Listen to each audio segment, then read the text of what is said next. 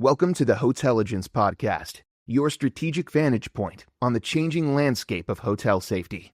Hosted by Jim Kortz, a retired FBI DHS investigator, and Don Carr, a former frontline security owner-operator with years of first-hand incident response experience on hotel properties.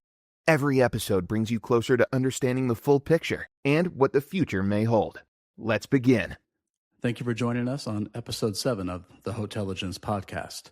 The myth of hotel safety and why safe isn't the default. I'm Don. I spent years responding to incidents on hotel properties.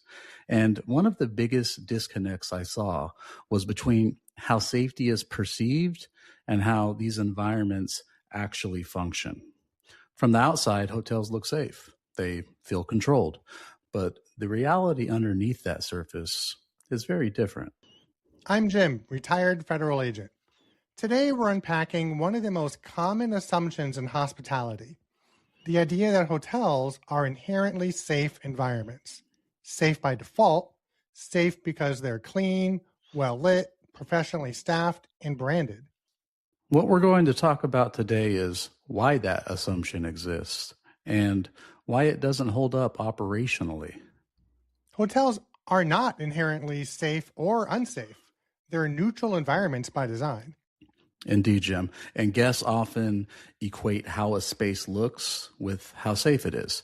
A polished lobby, friendly staff, and good lighting create reassurance.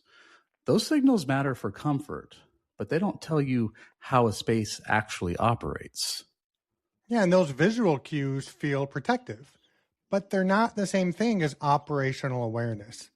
A space can look controlled and still contain meaningful blind spots.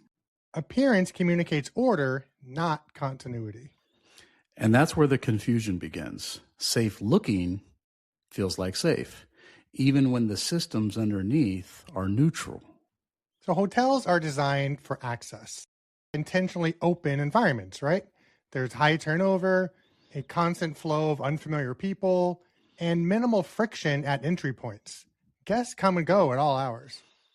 That isn't a flaw, it's the business model. Hospitality depends on access, but access and safety exist in tension. So the more accessible a space is, the less controlled it becomes. And hotels are optimized for movement, not restriction. And there's also a cultural layer here. Staff are trained first and foremost to deliver service. Be welcoming, avoid assumptions, de-escalate. Minimize confrontation whenever possible. And that culture is intentional. It creates consistency and trust for the guests. But it also means that staff aren't positioned to question intent or escalate early without clear cause.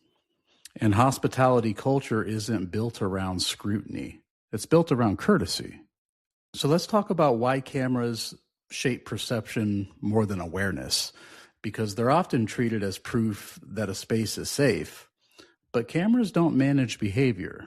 They document environments. And let's be honest, most footage is reviewed only after something has already happened. And much of it probably never gets reviewed at all. Cameras contribute more to perception than to real-time understanding. Indeed.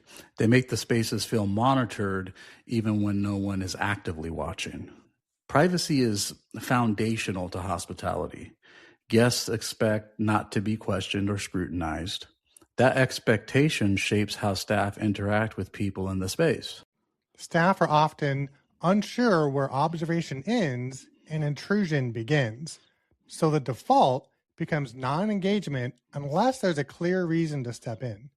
And that protects the guest experience. It also creates room for misuse inside otherwise comfortable environments. And that brings us to the liability paradox.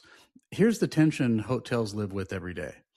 The more a hotel presents itself as providing safety, the more responsibility it assumes. And claims of protection create expectations. And unmet expectations become liability. So many hotels intentionally pull back from making those claims. And that pullback is not indifference. It's risk management. From the outside, though, it can look like inaction. It can. And when people believe an environment is safe, they behave differently. They take fewer precautions. They rely more on the space than their own awareness. They assume someone else is paying attention, and that assumption changes how people move through the environment.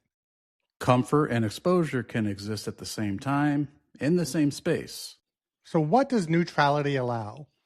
When a space feels safe, scrutiny naturally drops. Attention becomes intermittent instead of continuous. Indeed, Jim. And without that sustained attention, patterns don't accumulate, and those observations remain isolated. Nothing about that is intentional. It's simply what happens when environments are designed to remain neutral rather than intervening by default. So in closing, hotels are not unsafe by default. They're neutral by design. And that neutrality serves guests and operations extremely well. It also explains why comfort and exposure can exist in the same space at the same time. Well said, Jim. That safety isn't built into hospitality. It's layered on intentionally. In the next episode, we'll talk about what can happen when capability outpaces governance. And remember, we're in this together. Together, we make hospitality stronger. We publish a short, written insider briefing alongside each episode. It goes out on Wednesdays when the episode drops. If that's useful, the link is in the show notes. Thank you for joining the Hotelligence Podcast, where experience informs smarter, safer hotel operations and prepares you for what comes next. Stay informed, stay confident, and stay connected. As the conversation evolves, Jim Cords and Don Carr will highlight developments that help hotels strengthen their approach to safety and risk management. See you next episode.